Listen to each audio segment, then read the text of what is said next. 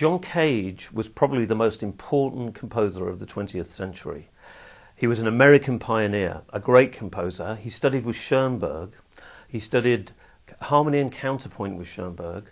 But Schoenberg said that he wasn't a composer, he was an inventor of genius, and that he would never be a composer because he had no feeling for harmony. Schoenberg said that eventually he would come to a wall through which he could not pass because of this no feeling for harmony. And Cage said that he would devote his life beating his head against that wall. He would beat his head against that wall for the rest of his life. So his way of working was not to do with theory, not to do with music theory and the idea of putting pitches together, 19th century ideas of harmony, that the idea of simultaneity was really important, and that all sounds could be used to compose, to make music. The most important thing that John Cage did was to liberate the listener.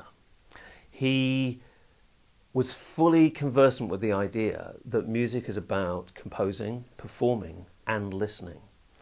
And with a piece like 4 minutes 32 seconds, the piece known as 4 minutes 33 seconds, the so-called silent piece, he is engaging the listener thoroughly in the process of music making. We have the composer, we have the performer. Usually the listener is not even considered by the composer.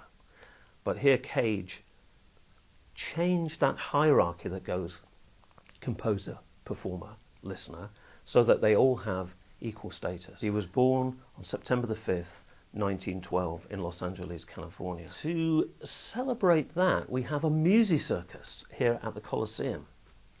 Cage first came up with the idea of the musicircus in 1967. The idea is that he just invited lots of people to come and perform together. Lots of pieces. It doesn't have to be the music of John Cage. It can be any music at all. It's this idea that simultaneity replaces harmony. Many years before, some clever dick music critic or musicologist, somebody, a critic probably, asked if Cage would conduct the Beethoven symphonies, all 9 of Beethoven's symphonies. He said he would love to do it if he could do them all simultaneously, all at once. This is his kind of terrific idea that listening to music can be like walking down the street. The kind of things that happen in the street as you walk along, that kind of listening experience, that kind of chaos, that kind of everything happening at once is to be celebrated. And when we're in that kind of environment, there's lots to hear, there's lots to listen to. So the idea of a musicircus is that people gather and they perform simultaneously.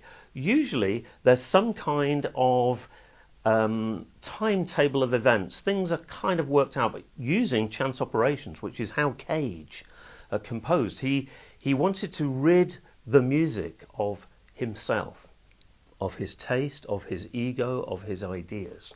And to do this, he used what he called chance operations.